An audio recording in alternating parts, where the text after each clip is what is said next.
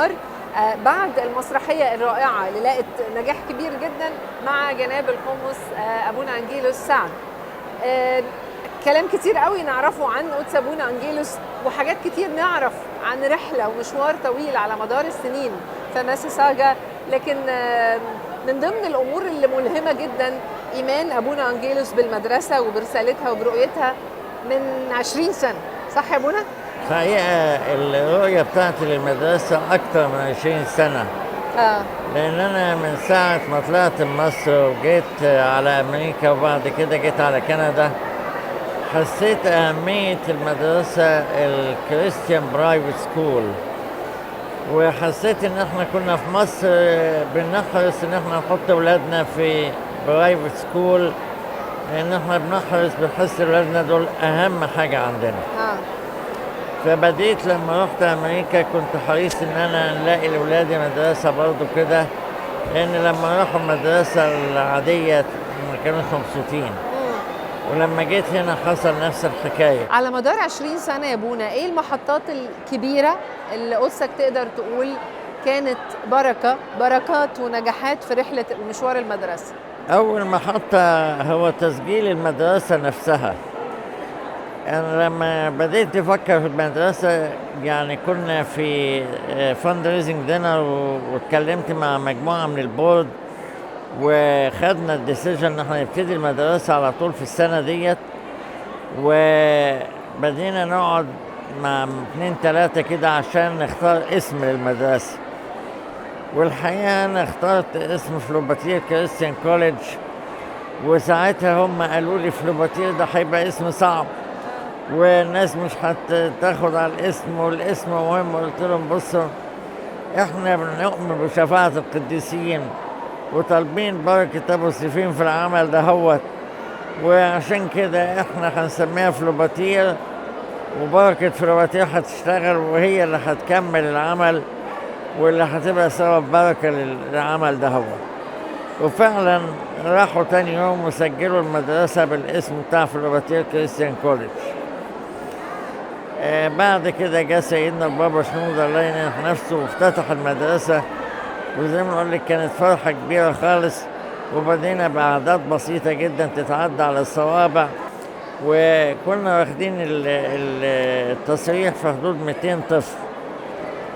قبل ما نوصل للعدد 200 كان ربنا بعت لي المبنى الثاني، كان ربنا ايده كانت بتشتغل وبركة ربنا كانت بتشتغل ومعجزات كتيرة كانت حصلت. أكيد. أبونا عايز أسأل قدسك على اللي شفناه النهاردة. إحنا خارجين من مسرحية ديزني لايسنس بمستوى أعلى بكتير من اللي نتخيل إن إحنا نشوفه في مسرحية مدرسة. قدسك مؤمن إنه ممكن شخصيات الأطفال تكبر وتتغير وتنمو بأنشطة شبه المسرح وفكرة وجود الفن في الكنيسة وفي المدرسة؟ الحقيقة يعني من أهم الحاجات إزاي نشغل الولاد بحاجات تانية غير الدراسة، يعني الحاجات الروحية والحاجات الدراسية والديسبلين وكل الكلام ده، لكن إزاي نخلي مخهم مشغول بحاجة تاني. فبجانب الأنشطة الرياضية والحاجات دي كلها، احنا حسينا ان الموضوع العمل الفني اللي بيشغل المدرسة كلها لمدة طويلة وهم بيبقوا براود الايفنت نفسه في العمل ده بيبقى يعني very motivating، وبيخليهم هم فرحانين بانهم يشتغلوا فيه، وبيبقوا ويتنج لليوم اللي هيعرضوا فيه، وبيعيشوا في الميموريز دي بعد كده ما بينسوهاش ابدا.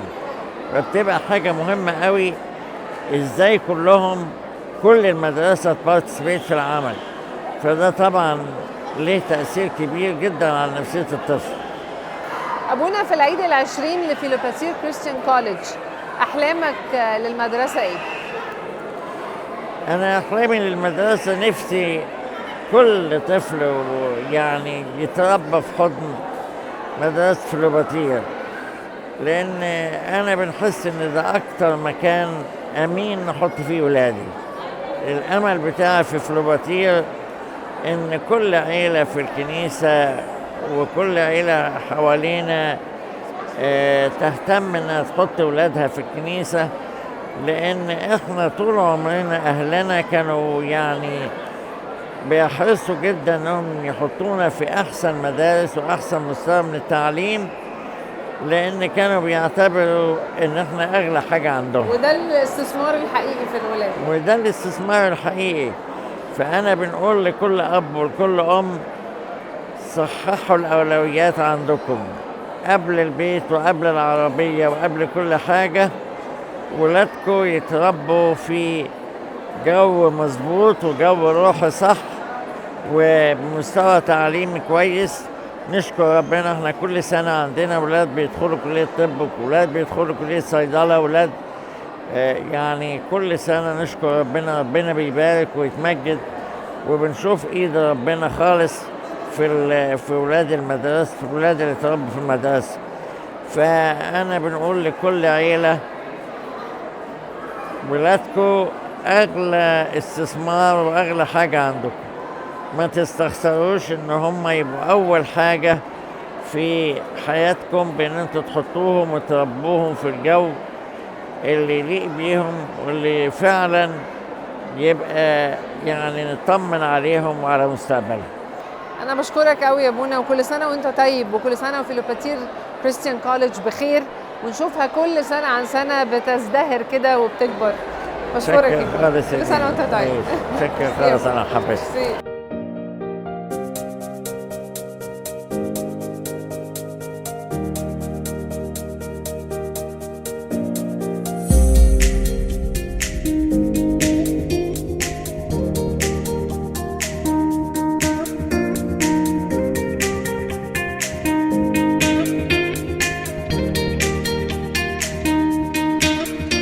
Greetings again. We're still looking for the treasures that we may find behind the scenes. Mary Poppins play is one of the most inspiring plays. It tells you that everything is possible. Actually, your journey in Philopateer Christian College tells you the same message in a very different way. Everything is possible here. I'm so happy to interview Mrs. Phoebe Wasfi, the school director, and the lady behind all these efforts today. How are you, Phoebe? Hi, Dina. How are you? It's good to have you. Thank you. And Actually, it's good to have you with us. Yeah, thank you. Actually, I was just about to say this. It's amazing when you come and visit. And for me, as a visitor in this place and in this school, actually, and in this family, I find many things. And this is my first question. Sure. What makes Philopateer Christian College so special like this? You said it. We're a family. From the youngest to the oldest, from the teacher to the bus driver and custodian, it's a family. Our students, when they move into our school, and I always ask them what makes our school different, there's always one comment: our teachers care. So we wait for them to pass their math exam, and we wait for them to get their university acceptance. We wait for them after they go to university, when they pass their first year, or when they go into med school or pharmacy. We're always proud of our students. So it's a family. Mentioning the family thing, I can see most of the family members who are not students anymore that are here today. What do they do? Well, they come back to watch what the school is doing. So first of all, the play that you're about to see, it's 100% student and staff production. And then our students that graduate, they come back and help. So a couple of days ago, we had a student who was rained out of his job as an engineer doing projects outside. So he came and helped with costumes. Wow. That's what PCC is about. So they remain attached to the school, very and they attached. come back every time. Very attached, yes. Regarding the play and the school play, we're here in Hammerson Hall in Mississauga. It's one of the biggest halls here, and I can tell the amount of professionality needed for such thing. When did you started this in the first place, and when did it start to be as big as we see today? We started this 7 years ago. This is our 7th production. It started in a Christmas concert while I was sitting up at the front beside Father Angelos. He's the chairman of the board and the man behind Philopateer. And I said to him, do I have your permission to get a Disney play and have the entire school be part of it? He goes, what? And I said, a Disney play. Disney? Something fun. He said, okay. And I said, so we'll get it and we'll do it. And he goes, go ahead. And then I said, you know what? If we're going to start small, we're going to stay small. And Philopateer, you start big, you stay big. That's our motto and everything. So first thing I did was ordered the play, brought the teachers in, started assigning tasks, and called the Living Arts Center. There are actually 3 different halls. We choose the biggest one, Hammerson Hall. Yeah.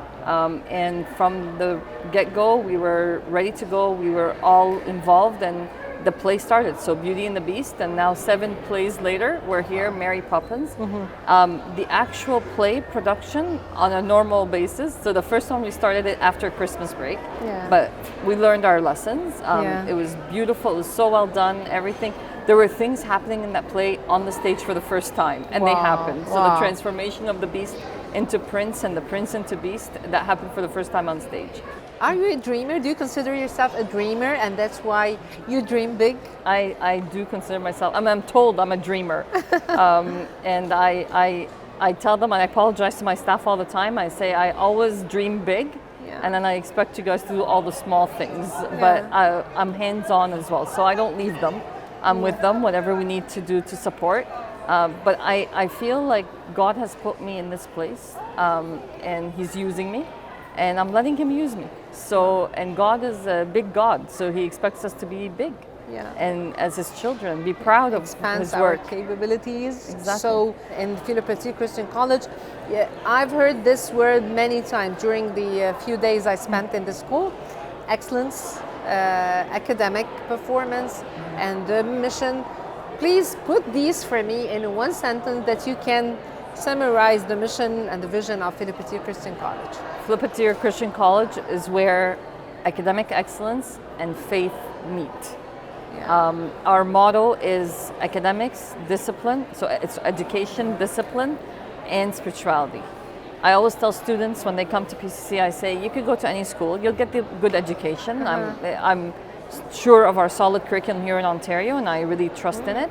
So you'll get the education, but you might get a good discipline, you might not. You might have a teacher who cares, you might have 10 who don't. What makes PCC different is our spiritual angle. God is in the middle. Whatever you do it for God. Whatever you do, you're bringing glory to Him. And so it's where faith, excellence, and academics all meet together to become PCC.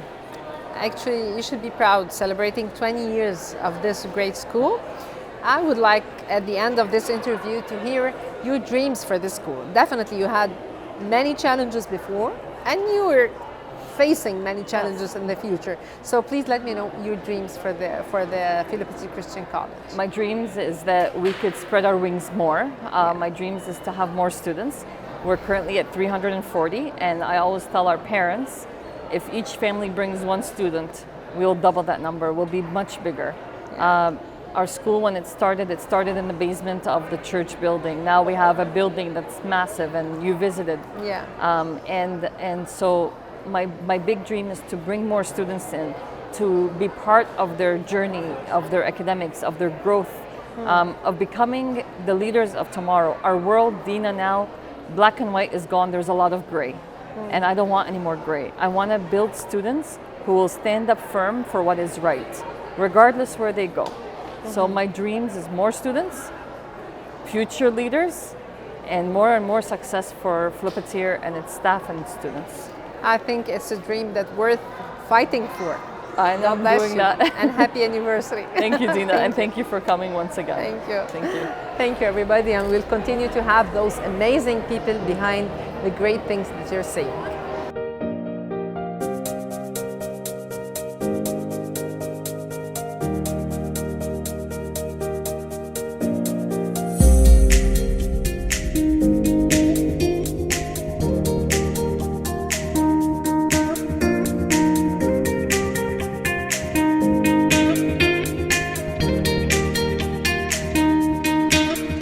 الوجوه المهمة اللي كانت مهتمة انها تشارك النهارده في العرض الأستاذ ماجد تدرس, board member of the Philopateer Christian College and board member of the church as well. النهارده انا مبسوطه انه اتعرف بحضرتك، لانه الناس اللي موجوده ورا كواليس النجاح بتبقى عندها اسرار مختلفه تقولها لنا. استاذ ماجد اهلا بيك. ميرسي خالص واهلا بيكم ونورتونا في كندا. اهلا بيك ويا رب دايما معانا ان شاء الله. ثانك يو. عايزه اسالك استاذ ماجد عن المدرسه على مدار السنين اللي فاتت. حضرتك قادر ترصد محطات مهمه، نجاحات كبيره للمدرسه، المايلستونز اللي نقدر نقول انها حصلت في فيلوباتير كولج؟ المايلستونز في المدرسه حقيقي هي التطور في التعليم والنقله للبيلدينج الجديد. دول اكتر حاجتين حصلوا. النقله للبيلدينج الجديد دي ديفنتلي ادت لنا سبيس اكبر، وادت لنا مساحه ان احنا نقدر نتوسع ونأكوموديت عدد اكبر ونجيب تيتشرز اكتر. والتطور في التعليم ده بيحصل كل سنه، وده يعني البورد بيحاول مع البرنسبل ان هم يكيب الموست اب تو ديت في كل حاجه، وهو ده اللي بيخلي المدرسه يعني فيري سترونج وليدر في كل المدارس تقريبا البرايفت في كندا. يعني من المنطقي جدا اننا في العيد العشرين للمدرسه نقول في حاجات كانت عجبانا قوي في المدرسه وفي حاجات احنا عايزينها تبقى احسن، اكيد، او احنا بنوعد انها تبقى احسن في السنين اللي جايه. طبعا. زي ايه؟ بصي، هو المدرسه فيها حاجات كتيره كويسه جدا. انا طبعا هبقى يعني بايست شويه، لو انا هتكلم اكتر على على الحاجات الكويسه يعني. لكن ديفنتلي المدرسه اولا بتجمع بين كذا حاجه، بين الانفايرمنت نفسها. يعني في مدارس بره المدارس البرايفت واللي هي تبع كنايس somehow ما بيبقاش فيها الفيث بيزد تيتشنج، وبالتالي ده بيفرق شويه انه الاولاد بيبقوا معرضين لاي نوع من انواع الانحرافات شويه في التفكير، او ما بيبقاش فيه وجود لربنا في التفكير، وباقصى ما يمكن تتخيليه طبعا. يعني مش زي مصر شويه، الموضوع مختلف جدا جدا، فده بيفرق كتير. الحاجه الثانيه بيبقى فيه برضو الناس اللي بتدرس بيبقى يعني في اختيار ليهم بحسب تفكيرهم واسلوبهم في الكلام واسلوبهم في الحياه، فده بيفرق في البروتكشن اللي انت بتديه للاطفال بتوعك او للتلاميذ اللي في المدرسه. لانه ببساطه شديده اذا كان الشخص اللي بيدرس نفسه فكره مختلف عن طباعنا شويه، انت مش هتقدر تكنترول ايه اللي بيتقال في الفصول.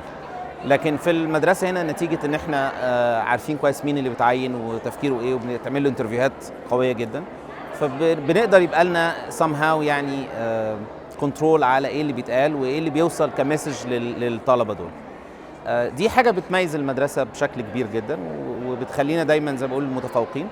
حاجه تانية مهمه قوي، انه يمكن معظم الطلبه اللي عندنا بيدخلوا فعلا كليات مش هقول قمه زي في مصر، بس كليات ليها افكت جامد وصعبه وليها افكت في المجتمع جامد جدا، وفي نفس الوقت بيتخرجوا بشهادات من الكليات دي في very يعني جود بوزيشنز، مش مجرد بس واحد بيخش الجامعه وخلاص. في منهم بيبقى very effective either في الجامعه او في شغله بعد كده. we are hoping ان احنا نكسباند اكتر واكتر، لانه يعني نفسنا نوصل المايلستون بتاعنا اللي جاي ان احنا يبقى عندنا 500 students every year، فده our next يعني step. بيبقى في فاكتور بيعوق المشكله دي شويه، ان هي مدرسه برايفت مينز ان هي بمصاريف، فاحنا بيبقى في دايما فاكتور ما بنقدرش نتحكم فاينانشال، ما نقدرش نتحكم فيه قوي، انه انت عندك يعني اكسبنسز ومصاريف وحاجات زي كده، فانت ما بتقدرش ترخص السعر بشكل يخليك تقدر تستقطب اكتر. بس انا فهمت كمان انه المدرسه بتقبل طلبه من الخارج، يعني طبعا. مش لازم موجود من كندا، من اي بلد في العالم. بنرتب كل حاجه يعني من الاقامه للفيزا لكل حاجه هم محتاجينها، ديفنتلي بيبقى فيه تسهيلات ليها يعني. احنا النهارده حضرنا ماري بوبنز سيرتيفايد ديزني شو، وحضرناه على مستوى كاننا بنحضره في ديزني. الاكسلنس دي هي الطبيعه او الثقافه او الكالتشر اللي حضرتك بتكلمنا عليها، ولا حقيقي المدرسه مميزه في جوانب وخصوصا في جانب الدراما يعني؟ بصي، احنا كل سنه بيبقى فيه شو، يمكن دي اول سنه انتوا تيجوا، والسنين اللي فات كان في شوهات اذا ما كانتش زي هنا فكانت يمكن احسن من السنه دي. ومش بس كده، كمان في نقطه مهمه، انه الستودنتس نفسهم بيتغيروا من سنه للتانيه. يعني في ناس بتتخرج من المدرسه وفي ناس بتدخل جديده في المدرسه، ففي تغيير. لكن اللي مخلي الخط كده ماشي في اتجاه مستقيم، انه في ليفل عالي مش بس في الدراما، في البرفورمانس نفسه اللي بيتعمل في المدرسه، انه في روح في المدرسه. الروح دي بتفضل ثابته، من ستودنتس بيتغيروا، مدرسين بيتغيروا، الروح دي ثابته، وهو انه الناس بتحب المكان، بيخلصوا في المكان، وكل واحد ما دام بيحب المكان بيعمل فيه اقصى ما يمكن ان هو يطلعه. فالناس اللي هي بتلاقيها شاطره قوي في البرزنتيشنز دي I can tell you من اللاست years يعني معظمهم داخلين excellent universities و very successful فيها. فهي it's a balance، مش مجرد بس يعني one side، بس definitely الروح اللي موجوده في المدرسه هي اللي بتخلق الكونسيستنسي دي، ودي حاجه يعني احنا حقيقي فخورين بيها يعني. You should be proud، والاكسلنس واضح في كل حاجه. نشكر ربنا. شكرا استاذ ماجد، وكل سنه وانتم طيبين. ميرسي تاني، Thank you. ونورتونا، ونشوفكم ان شاء الله كل سنه. Thank you.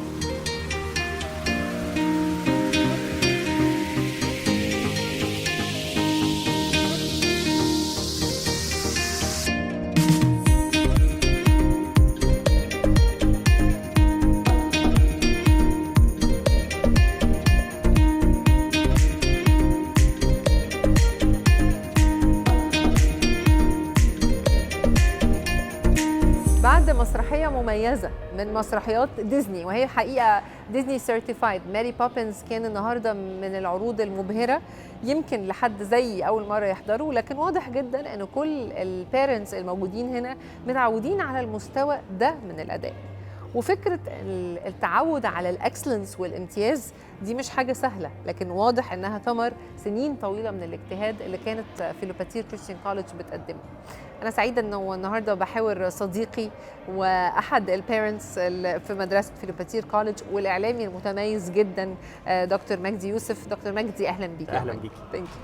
عايزة أسألك من أكتر من زاوية، بس خليني أبدأ من الجانب الإعلامي، لأنه شخصيتك الإعلامية بتخليك أحيانا تشوف الأمور بشكل مختلف، بتعرف تنتقد أكتر أو تعرف تشوف بطريقة نقدية، مش نقول تنتقد.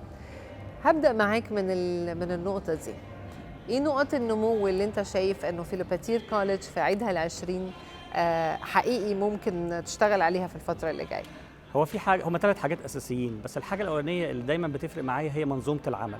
فريق العمل اللي كان موجود زي ما انت حتى لاحظتي هم كلهم حاسين انهم فاميلي، يعني انت عمرك ما تحسي ان انت داخله مدرسه بالكيان بتاعنا اللي احنا اتعودنا عليه انها مدرسه وليها نظام وسيستم، اكتر ما هي مش بس منظمه جدا، اكتر ما هي اسره جميله بتشتغل مع بعض وبيتفاعلوا مع بعض. فدي الحاجه الاساسيه اللي فيها. الحاجه الثانيه اللي عجبتني قوي في فيلوباتير هي الاكاديميك اديوكيشن. الحاجه الثالثه والاخيره زي ما انت شفتي النهارده الدراما اساسي في فيلوباتير، ده يعني حاجه من ضمن الحاجات اللي هي مايلستون في المدرسه. فدي بتفرق قوي قوي مع الاولاد. يعني انا حسيتها من ابني جابي لما اتخرج من المدرسه، هو بيدرس هندسه. حسيت جدا ان الولاد اتفرق معاهم انهم بقوا تيم وورك، بيشتغلوا من غير ستيج فرايت. نمت قدراتهم كتير قوي قوي عما كانوا قبل ما يشاركوا في الدراما. بتعتقد علاقه البيرنتس بالمدرسه مأثرة على شخصية الولاد؟ الشكل التعاون ده، انه فريق العمل اللي بتتكلم عنه ممتد كمان للآباء؟ دي حقيقة. يعني انت عندك حاجة في كندا، احنا اغلب المصريين في كندا كلهم بيشتغلوا في بروفيشن، يعني سواء كان صيادلة، دكاترة، محامين، فوقتهم والشغل بتاعهم والشيفتس بتاعتهم بتديهم وقت قليل قوي مع الاولاد. فالمدرسة فيلوباتير بتغطي لنا ده، بتبقي حاسه براحه قوي. يعني مثلا بنتي سينتيا تحس انها انا مطمن ان هي رايحه المدرسه وهم they will take care of everything. فيلوباتير كريستيان كوليدج هي من اسمها هي it's a Christian college، والرؤيه الكرازيه في كونها مدرسه كريستيان جزء منها هو انه الشخصيات او الستودنتس بتطلع من المدرسه تكون مؤثره في المجتمع. شايفه ان ده متحقق؟ ده حقيقي. احنا هنا دايما بنقول احنا ايه اللي جابنا كندا؟ احنا we are here for a reason. الناس بتفتكر ان كندا مجتمع نتيجه ان هو مجتمع مفتوح، انه لا ده هنا في كنايس والدنيا حلوه. لا، الكلمه هنا محتاجه، والرساله بتاعت ربنا هنا مطلوب مننا ان احنا نشتغل يعني فيها كتير قوي. ففيلوباتير واحده من ضمن المدارس اللي بتعمل ده، وبتلاقي الدايفرستي اللي موجوده في المدرسه بتدينا فرصه ان احنا نتعامل مع ناس اكتر، يشوفوا عمل ربنا مع الناس، وبتبقى فيها خبرات حلوه جدا. اخيرا عايزه اسالك عن امنياتك واحلامك لفيلوباتير كريستيان كوليدج في السنوات اللي جايه تحب تشوفها ازاي؟ حقيقة أنا بتمنى لهم إنهم يكبروا ويبقوا يقدموا رسالة أكبر ويتوسعوا أكتر من اللي هم موجودين فيه على مستوى كندا. نفسي صوتهم يوصل للشباب اللي موجودين في مصر، أو الشباب اللي موجودين في دول الخليج العربي اللي أهلهم بيبقوا ما بين نارين، عايزين يقعدوا في الخليج لأن ده عندهم إنكم كويس وعايشين عيشة معقولة، لكن نفسهم ولادهم يخشوا جامعات كويسة. فبقول لهم تعالوا بدري، تعالوا فيلوباتير، وانتوا بدل ما تستنى لغايه لما تخش الجامعه وابنك يخش على سيستم جديد عليه وحياه مختلفه، خليه يجي سنتين بدري، يخش فيلوباتير، يتعود على السيستم، يخلص اجراءات الورق بتاعه الهجره بتاعته، يبقى جاهز ومستعد ان هو يخش الجامعه بطريقه. وانا عرفت كمان المدرسه بتساعد الطلبه في ده، في انهم بتقدم باكج كامله للموضوع ده يعني. طبعا هم يقدروا يتكلموا عن اكتر مني في الموضوع ده. أنا بشكرك يا مجدي، شكرا جزيلا. ميرسي. بريفيليج حقيقية إن أنا أحاور أفريند، فثانك يو جدا. دينا اتشرفنا بيك. كل سنة وأنتم طيبين. وعايزين نشوفك تاني في كندا. Trying to express oneself, it's frankly quite absurd to leaf through lengthy lexicons to find the perfect word. A little spontaneity keeps conversation keen. You need to find a way to say precisely what you mean. Supercalifragilisticexpialidocious, even though the sound of it is something quite atrocious. If you say it loud enough, you'll always sound precocious. Supercalifragilisticexpialidocious. بنستكمل حواراتنا مع شخصيات بتحب المدرسة، بنتعامل معاها على أنها المكان الأكثر استحقاقاً للدعم، لأنه الحقيقة أنه الأماكن الناجحة كمان بتحتاج دعم زي الأماكن اللي بتبتدي. النهاردة فيلوباتير كريستيان كوليدج في عيدها ال20، في شخصيات عامة كتير كانت موجودة وحاضرة في عرض المسرحية النهاردة، وسعداء جدا ان احنا النهاردة نلتقي بالأستاذ ميلاد ميكال. مستر ميلاد، أنا عارفة أنه وجودك في منصب سياسي في كندا خطوة كبيرة وخطوة مهمة، وواحد من النجاحات اللي بعتقد أنه بتتحسب للمصريين في الخارج. فعايزاك تقول لنا أولاً عن انطباعك النهاردة عن المسرحية وعن المدرسة ودعمك ليها. أداء رائع لأولاد في سن صغير، حاجة مذهلة، حاجة رائعة، مجهود جبار يعني. دعمك لمؤسسة مسيحية بتقدم خدمة تعليمية في كندا، وازاي ممكن كمان المدرسة تكون داعمة ليك أو لوجودك في الحزب؟ العجيبة ان انا يعني النهاردة لما جيت لقيت الفلاير بتاع العرض، وبعدين لقيت اسم ابني فيه. وحضرتك ما كنتش تعرف؟ ما كنتش اعرف، هو مكتوب اسمه مع الليدز، الناس اللي عملوا العرض ده قبل كده يعني. فدي يعني انبسطت جدا، وافتكرت قد ايه المدرسة كان ليها تأثير ايجابي جدا على اولادي يعني. طبعا وعلي انا يعني. دي حاجة ما نقدرش ننكرها. ايه الحاجة اللي حضرتك حسيت انها اتغيرت في اولادك بسبب وجودهم في فيلوباتير كريستيان كوليدج؟ المدرسة عاملة زي أسرة، زي عيلة يعني. دي كان أجمل حاجة موجودين فيها، ولغاية دلوقتي هم مرتبطين بأصحابهم كأنهم عيلة وكأنهم إخوات. طب إيه الحاجات اللي أنت تتمنى إنك تشوفها في فيلوباتير كوليدج في السنين اللي جاية؟ أتمنى أن أشوفها تبقى يعني مدرسة كبيرة جدا، يعني حاجة من أكبر المدارس في كندا، وبيجيب طلبة من كل مكان في العالم يعني.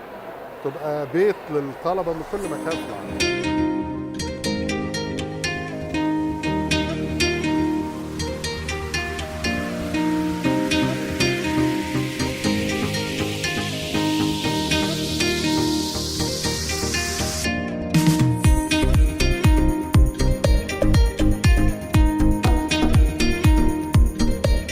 لسه بنكمل مقابلاتنا مع البيرنتس، الاباء والامهات من فيلوباتير كريستيان كوليدج، والملحوظه اللي نقدر نعرفها ونحسها بكل سهوله انه علاقه الاباء والامهات بالمدرسه مش علاقه تقليديه، مش علاقه ام واب بيودوا ولادهم المدرسه وهم متشككين او قلقانين او خايفين. ميرال واحده من الامهات الموجودين النهارده في احتفاليه العيد ال20، وواحده من اصحاب الحفله يعني، فاقدر اقول لك كل سنه وانت طيبه بمناسبه 20 سنه على فيلوباتير كريستيان كوليدج. كل سنه وكلنا طيبين، وكل الكوميونتي بتاعتنا، وكل سنه وبي سي سي طيبه، ويا رب من نجاح لنجاح. بمناسبه النجاح، ايه اللي تقدري تقولي عنه انه نجاحات مهمه لفيلوباتير كريستيان كولج؟ I would say يعني يمكن الحاجة اللي ببروزها قوي الكاركترز بتاعت الولاد لما بيدخلوا PCC the way they shape the students it's totally different than المدارس اللي بره. بيرسونالي بقى تجربه اللي حصل مع اولادك، قولي لنا بيرسونال باك جراوند او ستوريز، كنا ايه وبقينا ايه اللي اتغير تحديدا في الشخصيات؟ لما جينا هنا كندا الستايل او طريقه اللي انا حسيته كمادر في كندا انه المدارس هنا مش بتبوش they don't push في الاكاديميك بارت. يعني كل ما اروح الميتينجز يقولوا لي جابي رائع ممتاز هايل، طب انا شايفه الجريدز بتنزل يا جماعه، شايفه المجهود بيقل، شايفه الافورت مش زي الاول. لما اخذنا قرار ان احنا ننقل PCC which was an awesome decision I felt انه فيبي او مسز وصفي البرنسبل بتتعامل مع كل ستودنت individually، عارفه الجريدز بتاعته، عارفه يعني من اول ما دخل وهي مركزه معي. كان دخل سخن جدا لانه كان عايز يجيب جريدز عاليه قوي. لما ابتدى ايه ده كلمتني وقالت لي تعالي المكتب لانه الدنيا مش زي الاول، وكانت بتتعامل اي بليف مع كل ستودنت بنفس الطريقه، عارفه الستوري بتاعته وعارفه يعني نقدر نقول ان دي الحاجه اللي كل بيرنت يحلم بيها يعني في المدرسه، انه المدرسه ما تبقاش مجرد مكان وابني مجرد عدد في وسط الزحمه، لكن هو شخص مهم زي ما هو مهم عندي في البيت. يعني كل الستاف كل التيتشرز كانوا بيركزوا بيفوكس انه ده في الحاجه دي ليتس يعني نكبرها نبولش وده اللي خلى جابي النهارده بيقدم الحفله. كل سنه وانت طيبه وكل سنه وانتم طيبين. براود بيرنتس وبراود سكول. بصراحه انا حاسه انه الفخر متبادل، المدرسه لازم تبقى فخوره ببيرنتس سبورتيف زيكم، وانتم كمان واضح انكم فخورين بالمدرسه. That's very true وانتي نورتينا. ثانك يو ميراد. ميرسي بليجر.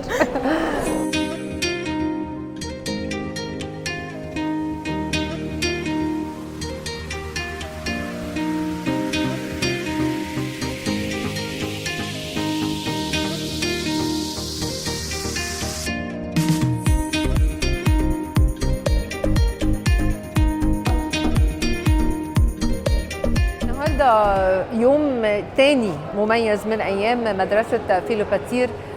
فيلوباتير كريستيان كولج النهارده بتحتفل بالعيد العشرين. نقدر نقول انه النهارده الاحتفال الرسمي بمرور 20 سنه على تاسيس مدرسه مصريه قبطيه في كندا، واجيال موجوده وحاضره هنا معانا، والاجمل البيرنتس والاهالي اللي مشاركين النهارده معانا. دكتوره ميري، واحده من البيرنتس النهارده يعني هستضيفك بصفتك اهلا بيكي. دكتور ميري، نفسي تحكي لنا عن تجربتك مع فيلوباتير كولج، لانه زي ما فهمت كده حضرتك بداتي مع المدرسه من اول ما بدات تقريبا. احنا بدانا مع المدرسه من اول ما كان الكلاس لسه فيه 5 و6. جينا انا ما عملتش لبنتي، هو انا عندي بنتي كبيره عندها 21 سنه وابني صغير عنده 17 سنه.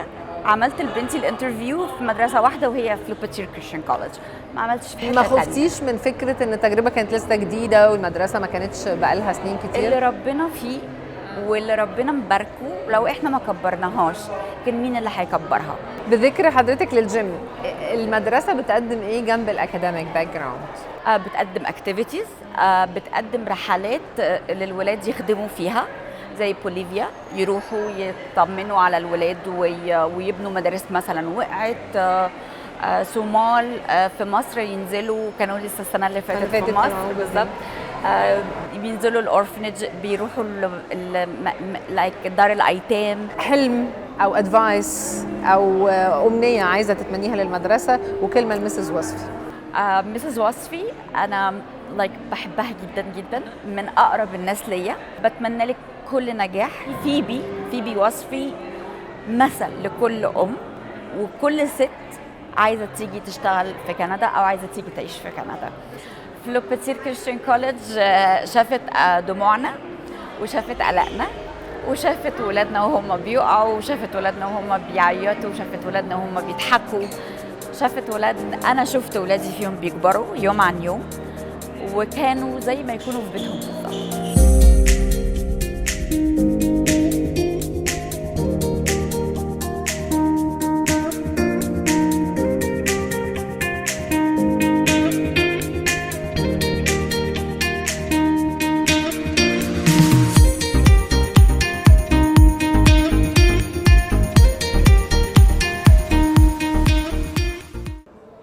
After the play, we met parents from every stage in the school, and we have a proud parent, Mrs. Ghada, that lived a long journey, and she had a long journey with Philopateer Christian College. Mrs. Ghada, how are you? And happy anniversary to Philopateer College. Yes, we're celebrating 20 years now, yeah. Actually, you're one of the rare parents that we can tell that you're celebrating 20 years with Philopateer College. I've been 19 years مع المدرسة. With the school. Yes. Tell me your experience with the school. You have two sons in the school? Yes, I had two sons. One graduated 5 years ago from the school. Actually, this year he's graduating from university. Where the younger one graduating next year from PCC. So it was a wonderful journey in this PCC. But you one of the very few people that can tell us the difference between Philopateer College in the past and when it started and now. Where are the growth areas and where are the areas that you wish that it maintained to grow more? أهم حاجة في المدرسة دي التيم work, which makes it different from other schools. Teamwork between parents, between teachers and the administration. And this makes it grow more لأنه بيسمعوا, they hear the problems from the students, from the parents. So they بيصلحوا إذا في أي حاجة ماشية غلط أو عايزة تتعدل, because they are always listening to us. المدرسة دي غير إنه هي كمان مدرسة في كندا, الفرق كمان إنه في عندنا روح, ممكن نقول family روح, يعني مش بس team work, there is a family atmosphere. طبعا it's a Christian based school. And this what makes the difference. That makes a difference. We are in a diverse country with a lot of religions, a lot of cultures, who sometimes God is not present in a lot of places.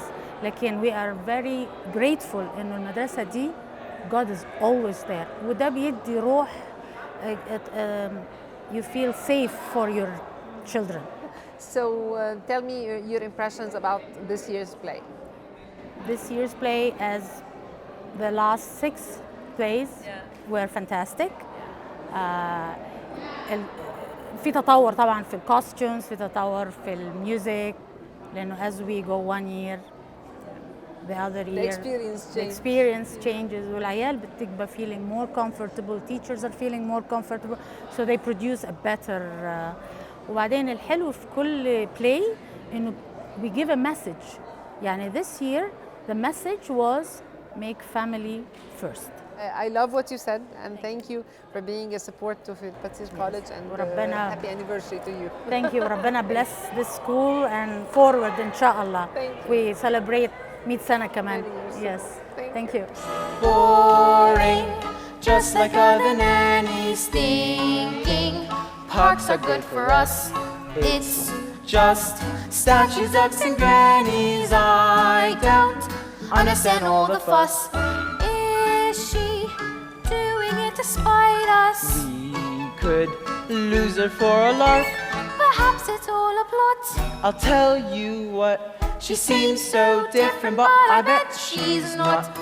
There is nothing to excite us in the... Another proud parent with us today is Mrs. Noura. Mrs. Noura is one of the parents who you always feel the passion and the enthusiasm about the school. And Diego, we have Diego. Hi, Diego. Mind me to start with you. Can you tell us your experience with the Philopateer Christian College in terms of the personality of your son in the school and the cooperation of the school with you as a parent?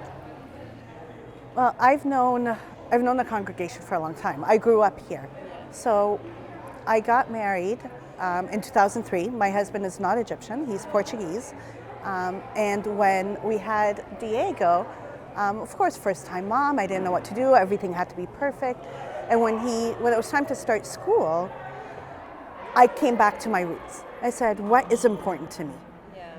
So as an accountant, of course, the subjects math and science and education was very important. But at the same time, the morals, the ethics, what else are you teaching my son? And this actually could be quoted. What else are you teaching? The What things else are you besides teaching? teaching. Because he will learn 2 + 2 is 4. Yeah. So I was lucky enough to grow up surrounded by the community and to know where that line is, where we don't cross as Christians, as educated people, as moral and ethical guidelines. So I've always had that guidance, especially from Abuna Angelos. He had that, we had him. So of course you want the best for your children. So when he was 4, we said, you know what, we're gonna put him in Philopateer Christian College. Yes, you have to pay for school, as opposed to the public school system, which he's eligible to go to, but it's not that expensive that it's unreachable. So when you set your priorities, you can prioritize putting this amount in this value. In the school. Yeah. Because it's an investment in my child overall. You know what I mean? They're close to God. It's very important. When Diego was 5, I used to tease him and say, who's your best friend? Thinking he's gonna say mommy. And he'd look at me and go, Jesus. Wow. And the same with my daughter Bella, who's 9. I say, who's the best mom in the world? She'd look at me and instantly go, St. Mary. So this is the kind of attachment to the spiritual thing in a practical way. I've always grown up volunteering in charities. Empathy, compassion, I believe is incredibly important. So does the school. I feel like I have help. I'm not alone. Yeah, today you were participating in Mary Poppins play, and we can still see your face painting and issues like that. Diego, I want to know from you your experience with the school. What's the best thing that you like in your school? This experience with the school is the education. It's really good here. I feel like I'm actually learning something. And then my friends have been to other schools and they've said, no, PCC is the best. They've gone to other schools a couple of times and they've said, no, I didn't like it. The classes are too big. I'm not learning enough. Just stuff like that. So yeah, that's You're not experiencing these kind of issues with the Philopateer College? No. I feel regarding the drama, because today you were one of the heroes on the play. Regarding the drama, how did the drama change you? Participating in such a big event, a big play like this? It was kind of cool. Yeah. Kind of what? It was just kind of cool. Cool. To be in a big play. Each man out with his dog will stand a guard to see a statue take a gentle jog. Oh, it's a jolly holiday with Mary. No wonder that it's Mary that we love. Oh, it's a jolly holiday with Mary. Mary makes her heart so light. To make a mark. When the day is gray and ordinary, Mary makes the sun shine bright. النهارده اليوم كان مليان ناس جميله ومميزه وكان مليان حماس، لكن كان في شخصيتين كده واقفين على المسرح وبيقدموا الحفله بمنتهى الحب، ومنهم شاب لطيف مصري اصيل بيغني بلادي بلادي. لما تسال عنه تعرف ان اسمه جابي مجدي، وجابي مجدي مصري وخريج مدرسه فيلوباتير كريستيان كوليدج، وكمان طالب تفتخر به المدرسه والجاليه المصريه في كندا كلهم في كليه كيميكال انجينير. هنا في كليه الهندسه، صح؟ جابي اهلا بيك. انا مبسوطه بيك جدا، يعني انت كنت مذيع شاطر جدا النهارده. احكي لي عن تجربتك مع المدرسه. يو جويند المدرسه متهيألي وانت مش من وانت صغير قوي. لا مش من عندك كام سنه؟ I joined لما انا كنت في grade 11. وفي الاول ما كنتش عارف لو انا I will fit in في PCC، ما كنتش عارف حد. بس المدرسه بتاع PCC احنا بنقول عليها it's a family على طول like that. everyone clicks. كله بيعرف بعضه وكله بيحب بعضه and we start creating الفاميلي دي. وبنشوف الفاميلي دي في المذاكرة وفي اللعب and everything and I'm truly blessed يعني I'm truly blessed to be part of PCC. ايه اللي اتغير في شخصيتك؟ PCC فعلا it helped me mature as a person. مش بس من المدرسين ومن our lovely principal بس كمان الناس اللي هناك. Everyone is a family and everyone looks out for each other and we're always pushing each other to be greater.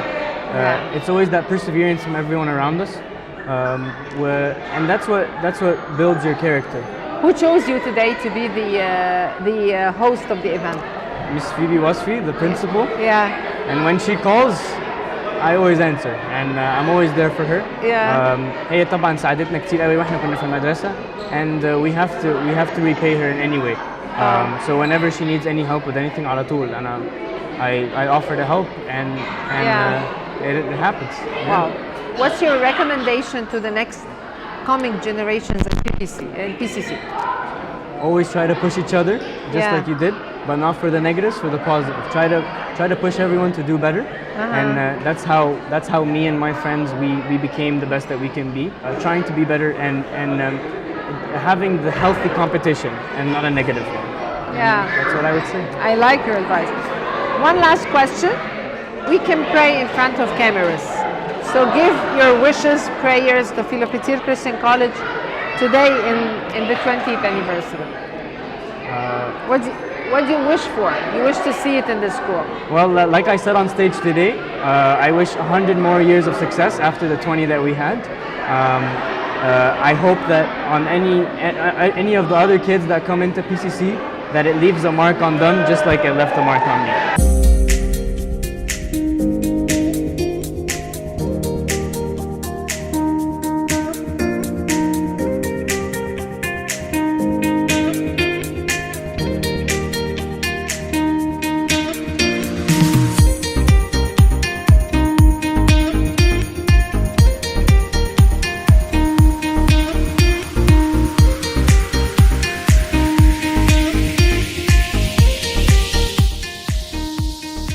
On our celebration day, it's usual to see parents, it's usual to see students, but it's very unique to have the people who stood behind the success of every successful organization in this nation.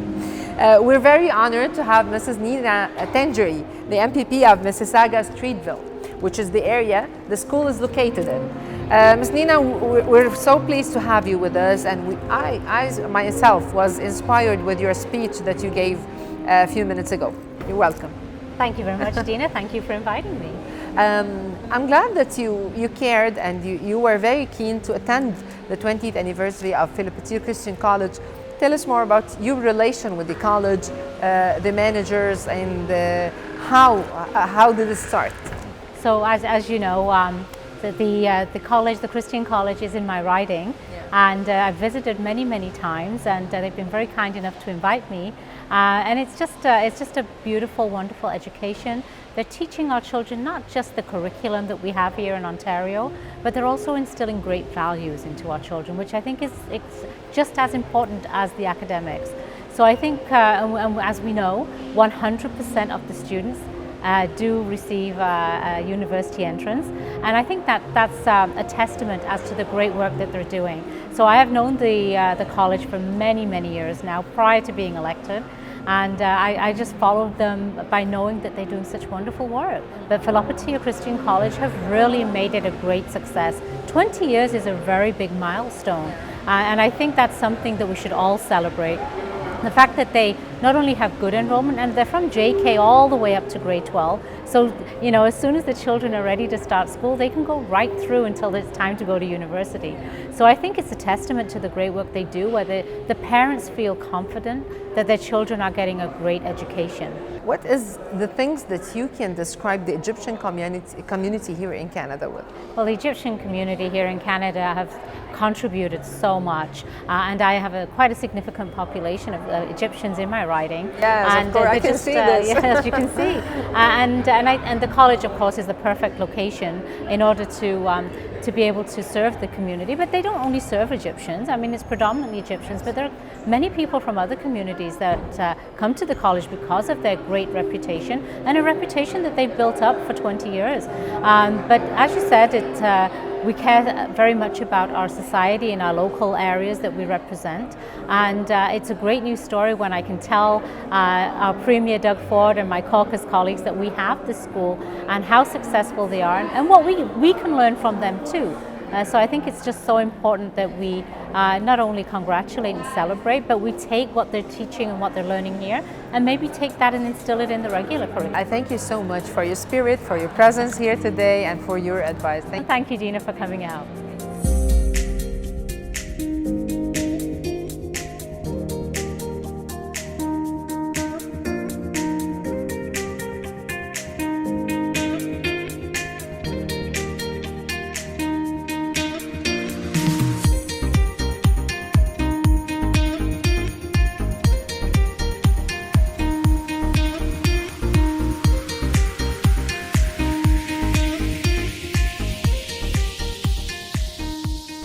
صباحا في البرلمان ومساء في حفلة المدرسة.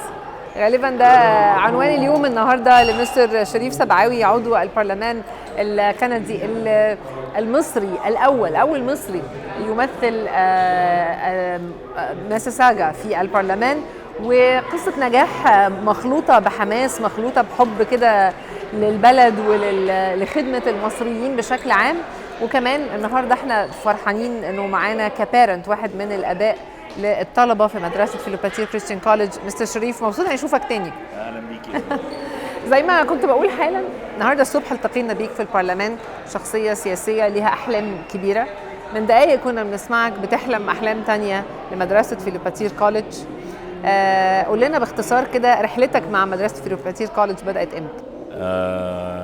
احنا من اول ما جيت، انا دلوقتي بقى لي 24 سنه او 25 سنه. من اول ما جينا طبعا كان دايما عندنا هاجس الخوف على الولاد. كل المصريين كانوا بيحلموا ان يبقى عندنا مدرسه. فاول ما ابونا قال يعني احنا بنفكر نعمل ومدرسه وكده، طبعا حماس الكوميونتي كان هايل جدا جدا. عايزه اسال حضرتك سؤال لي دعوه برضو بشغل حضرتك في البرلمان وخدمتك العامه للبلد، انه حضرتك مقدم مثلا على مشروع الشهر الثقافي المصري. يس. وحضرتك شايف انه ده مهم جدا لتاكيد الهويه المصريه جوه المجتمع الكندي. 100%. في اي ربط ما بين دور مدرسه مصريه والتاكيد ده على الهويه المصريه في المجتمع؟ طبعا هو المدرسه المصريه مش محتاجين ناكد الهويه المصريه بتاعتها، يعني هي هويتها مصريه 100% وطلبتها مصريين. اقصد ليها دور ممكن يمتد بره اسوار المدرسه. يعني نكبر يعني نحلم اكبر شويه، السايز نعلى شويه. زي ايه؟ احنا بنقول ان احنا عندنا هيريتج مانث، احنا لازم نعمل حملات تروح المدارس يعني سهل جدا على فكره، الموضوع ده مش صعب، يعني مش هيلفوا على المدارس زي ما احنا فاكرين، لا احنا هنتصل بالسكول بورد، هنقول لهم ان احنا عندنا فولunteers مصريين عايزين يجوا يتكلموا عن مصر بمناسبه الهيريتج مانث. فوانس ان هو اتقال بمناسبه الهيريتج مانث وان دي حاجه من الوزاره، فتبقى حاجه سهله هيوافقوا جدا بسهوله يعني. عايزه نصيحه من حضرتك لفيلوباتير كريستيان كوليدج في عيدها ال20 النهارده، حاجه فور امبروفمنت او بوينتس فور امبروفمنت. طبعا ما اعرفش كنت حضرتك عارفه ولا لا، هم عندهم مشروع كبير بكامبس تانية، ده مهم جدا. the way I look into it، يعني مشروع الكامبس تاني ده هيعمل لنا اكتر من حاجه. اول حاجه هو هيساعد على ان اي واحد قاعد في مصر او في الخليج او في الدول العربيه لفتره طويله لظروف شغله يقدر يحط ولاده في مدرسه، يضمن ان هم لما يرجعوا كندا يقدروا يكملوا في نفس السيستم. دي ميزه كبيره جدا. احنا عندنا عدد كبير جدا من المصريين الحقيقه اللي بيجوا يعملوا لاندنج لاي ظرف من الظروف، عنده ظروف عائليه، بابا مامته قاعد في القاهره شويه كام وبيرجع. سنه، عنده شغل مش عارف يعني يخترق الماركت هنا فرجع وابتدى يشتغل، رجع لان وظيفته الاصليه. عنده مشروع في مصر لسه مش عارف يصفيه، يعني حاجات كتيره جدا جدا جدا. فطبعا وجود مدرسه معتمده معاها كريكولم ده حاجه انجاز كبير جدا جدا يتحسب لفيلوباتير. تاني حاجة التبادل الطلاب، يعني هيبقى عندنا طلبة من هنا ينزلوا في مدرسة هناك يقدروا يقعدوا فيها فترات، يعني يقعدوا مثلا أسبوعين 3 5، وممكن يبقى في كورسات شغالة هناك. طبعا غير الحاجات اللي هي تعليم عن مصر وتاريخ مصر وحضارة مصر فدي من الحاجات اللي هي اللي مش جزء من الكريكولم بتاع اونتاريو. هم يقدروا ياخدوه بقى هناك، وهم بيعملوا كامب مثلا، بيلفوا على الآثار، يروحوا مثلا أسبوع البحر يعني سون، يعني يمزجوا الفن بالاكاديميك. ودي طريقه الوحيده اللي قدرت توصلي لقلب ودماغ الجيل الثاني. الجيل الثاني لو قلنا له احنا هناخدك مصر نحطك في فصل وندرس لك تاريخ، مش هتلاقي حد يقدر يروح معاكي يعني. يعني هو انت هتركبي الطياره تلاقيهم كلهم هربوا من الخروم بتاعه الطياره يعني. انما لو في حاجه فيها فن وحسينا رايحين يتفسحوا، وفي نفس الوقت احنا بندخل الاديوكيشن بند الاديوكيشن فيها، it's gonna be يعني a marvelous way. المدرسة جزء من دورها انها تفهم الناس، يعني دورك في المجتمع، تغرس في الشباب الصغير ان هو دي بلدي وانا من حقي يبقى ليا صوت، من حقي يبقى ليا رأي.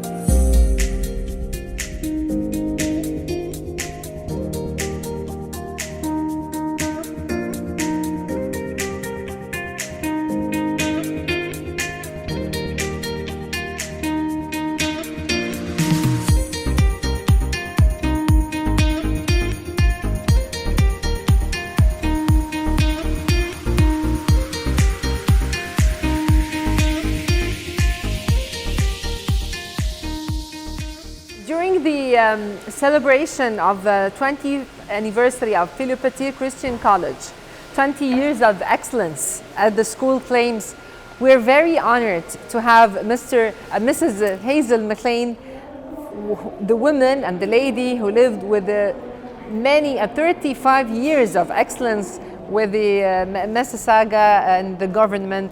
Mrs. Hazel, we're very pleased to have you with us today. It's great to be here.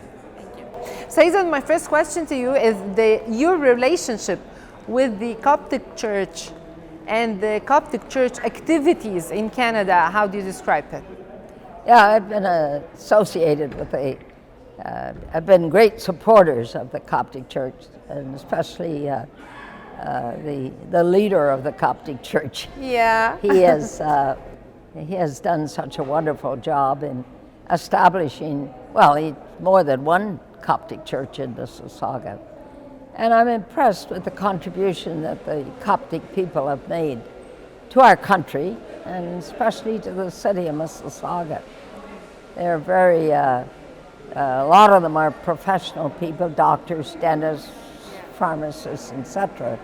And so they have been, and I am impressed with their faith.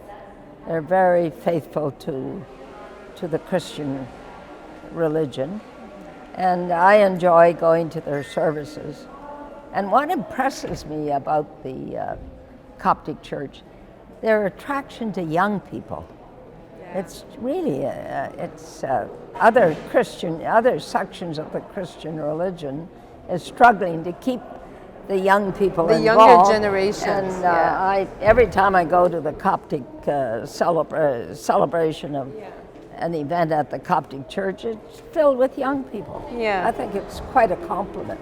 The youthful spirit is a spirit who continues to contribute, to create, and to dream. You think Father Angelus is a dreamer, and you think this school has a lot of achievers here? He's a dreamer, and some people can be dreamers, but he's an action man. Yeah. He's an action priest. This is the difference. I mean, he's a businessman as well. I think what he has accomplished is just outstanding. Not only the churches that Coptic churches that he's established in Mississauga, but the schools.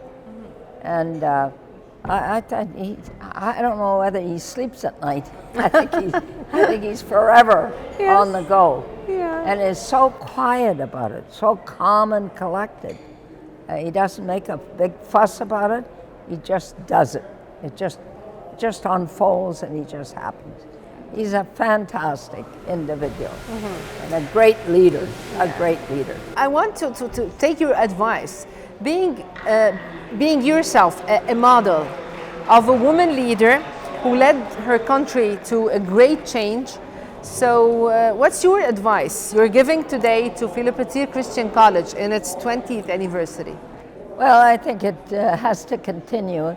I think what our educational system must do, whether it's the public education or the separate school education or Christian college, it is so important that they prepare our young people to go out in the world after they graduate and be confident in themselves, and especially the girls, to be confident that they can accomplish whatever their goal and objective is in life, if they are committed, and to continue to be faithful to their faith. I mean, that's very important. So, in my opinion, just continue to prepare the young people to take their place in society and to go out and do great things, accomplish great things. There's so many opportunities for young people today to go out and be a success and to make a contribution.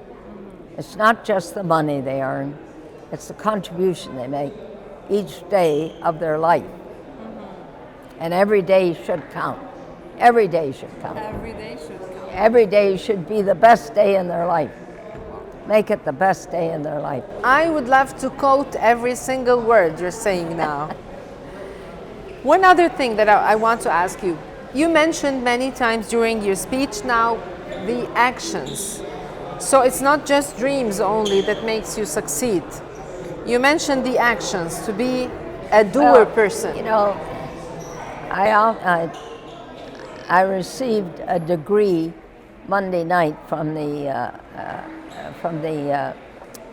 college that trains priests. It's called a degree in sacred letters for the contribution I've made to my church, which is the Anglican Church of Canada. And I said to the graduates that are going to, female and male priests that graduated, are going to go out and do a job in a parish, etc., that they got to realize that the challenges today are great. It's not what it was 30 or 40 years ago. The young people today are questioning everything. And for them to be able to attract young people to whatever whatever section of the Christian church they're going to, they got to be alert. They can't just hand out things, because the young people today are questioning everything. And with the advancement in technology, I can assure you that what is coming down the pike, we have no idea. The research that is done, etc., and what is being produced, tell you, it shakens your faith at times. So they got to be prepared for that. And don't go out and just hand out the routine, you know, because young people will not accept that. They want a challenge, and they want answers, and they don't want fairy stories. One last thing. How do you describe a successful institution? A successful what? Institution. Either a college, a school, a church, or even a governmental institution. Well, a successful organization is one that makes a contribution to society, and that the people who belong to it are inspired to contribute, and and to set their goals and objectives in life. And most important of all, be concerned about people. I think they should want to be with people, and they should listen to the concerns of people, and also undertake to see what they can do to relieve the concerns of the people. And there's many opportunities to do that. Thank you. Thank Oh, you, you're Mrs. welcome. Hazel. It has been a pleasure having you with us. You're such a wonderful woman. I've heard a lot about you. Yet today, I learned a lot. Thank you. Thank you. Thank you. Pleasure to be here. Thank you.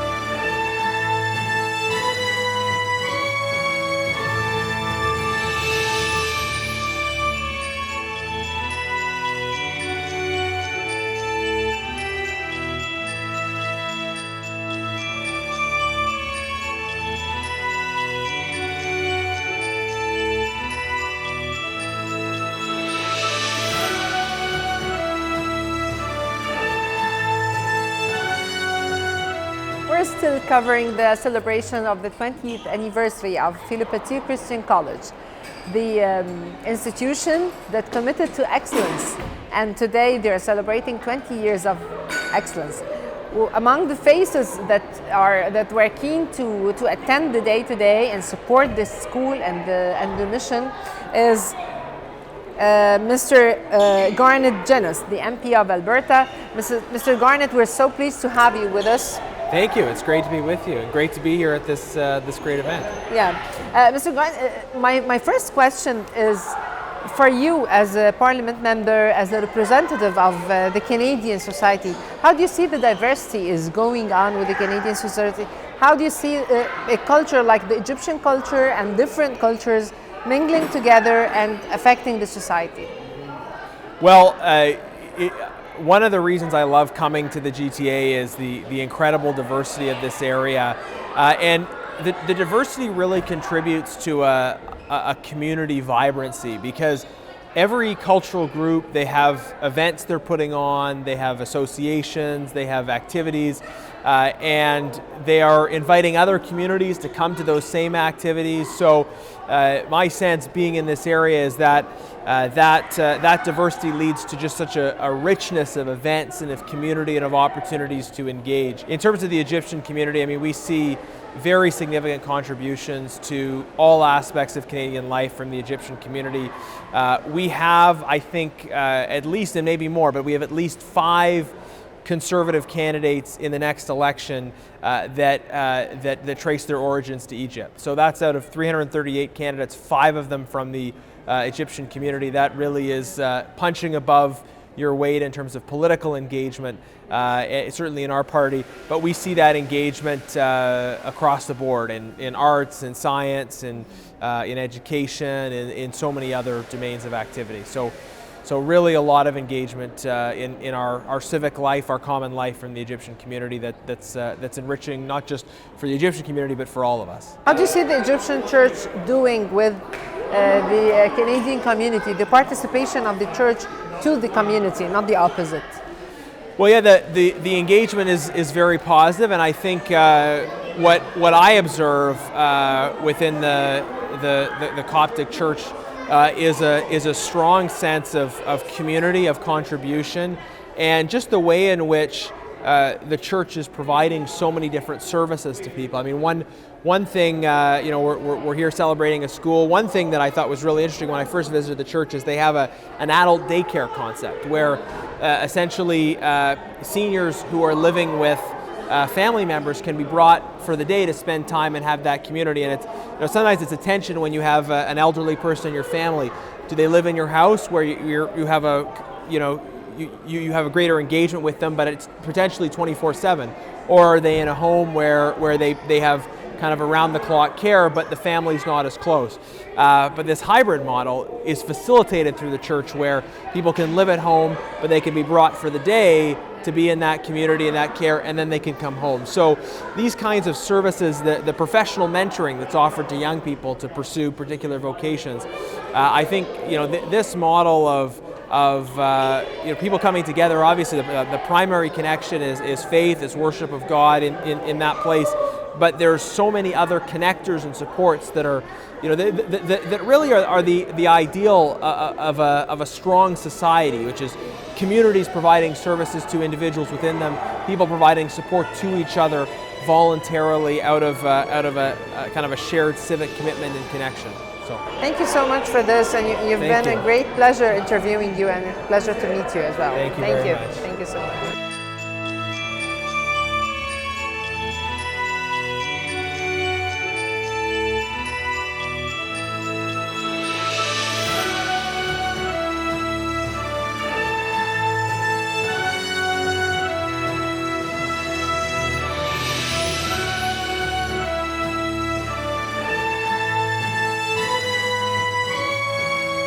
النهارده الاجواء مليانه حب وحماس وناس موجوده بصفاتها الانسانيه والشخصيه، وناس كمان موجوده بصفاتها الرسميه.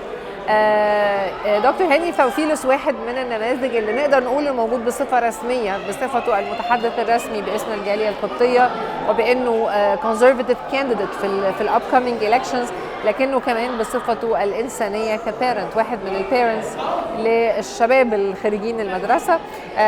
دكتور هاني، انا مبسوطه جدا اني اتقابل مع حضرتك واتعرف عليك. فرصه سعيده جدا يا دينا، وعمل موفق جدا، وانت شفتي بنفسك اللي بيحصل النهارده، دي فرحه لكل الناس. عايزه اقول لكم جميعا، يعني عايزه اقول لحضرتك كمان كل سنه وانتم طيبين بمناسبه العيد العشرين للمدرسه.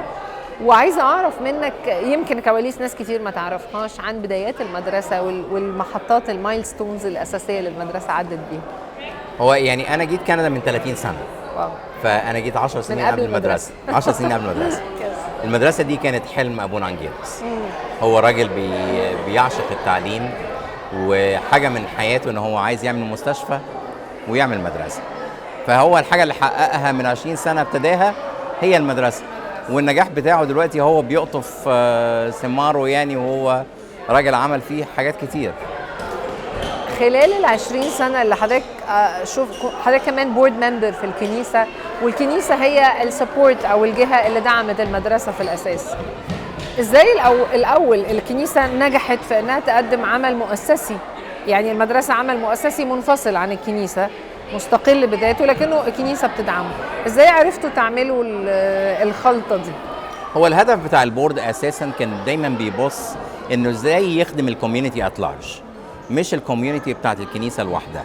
لان احنا جوه ميسيساجا، يعني البيلدينج بتاعنا ووجود الناس بتوعنا والكاليبر بتوع الشعب بتاع الكنيسه بيعتبروا نقطه مضيئه في السيتي في ميسيساجا ونقطه مضيئه في كندا. فالتفكير دايما كان بيدور ان احنا ازاي نخلق لقاء بين السيتي وبين الكنيسه في نفس الوقت. وجود مدرسه، ودي المدرسه الوحيده اللي هي انجلش برايفت سكول في ميسيساجا، هي الوحيده لغايه دلوقتي. يعني خلال 20 سنه دي ما حدش قدر ينافسنا. ده دليل على نجاح ان المشروع بتاعنا شغال بطريقه انه ما حدش قادر كمان يكرره علشان يقدر تكمبيت. فدي الكنيسه المكان الوحيد اللي هو عمل برايفت كريستيان سكول في ميسيساجا. طبعا كان في عقبات، وكان في ظروف صعبه، وكان في لايسنسنج لازم تتاخد، وكان في لازم ناس مدرسين لازم يتشافوا ان هم كاليبرز، وان هم الكاليبر بتاعهم لازم يكون على الستاندرد بتاع الاديوكيشن بتاع اونتاريو. وكل الحاجات دي المدرسه عدت فيها خطوه بخطوه بخطوه لغايه ما وصلت للمرحله اللي هي فيها دلوقتي. اخر سؤال هسأل حضرتك، الشخصيات الشباب الفوترز زي ما حضرتك كنت حالا بتقول، الفوترز بتوع المستقبل والشباب الخريجين المدرسه، ايه اللي شايفه مميز فيهم؟ هم كلهم اولا المدرسه بتطلع 100% ناس بتخش الجامعه، فده يعني ده نجاح ما حدش يقدر يعمله. ده ليفل قوي يعني. دي حاجه ممتازه جدا. العيال دي متربيه في بيت مصري اصيل، ما هماش جايين او طلعوا بطريقه مختلفه عن اللي احنا اتربينا بيها واحنا صغيرين. فمخلوق فيهم الحب للمكان اللي هم فيه، فهم بيخدموا في نفس المكان بعد ما يطلعوا منه. انا عندي بنتي لسه متخرجه الاسبوع اللي فات من كليه صيدله في امريكا، وهي كانت تلميذه في المدرسه. فعينيها لسه برضو في المدرسه، وشكلها فاكره بيه اللي حصل فيه في المدرسه. فده بيخلي ان العيال دي كلها تكبر عندها ولسه انتماء. روحها في لسه روحها في المدرسه. انا بشكرك شكرا جزيلا دكتور هاني. ميرسي خالص يا دينا. بالتوفيق في الانتخابات اللي جايه، نبارك Thanks. لك قريب وكل Thanks. سنه وانتم ميرسي. طيبين. Thank you. ميرسي خالص. Thank you. ثانك يو ميرسي فيري دكتور. ماتش. ثانك يو.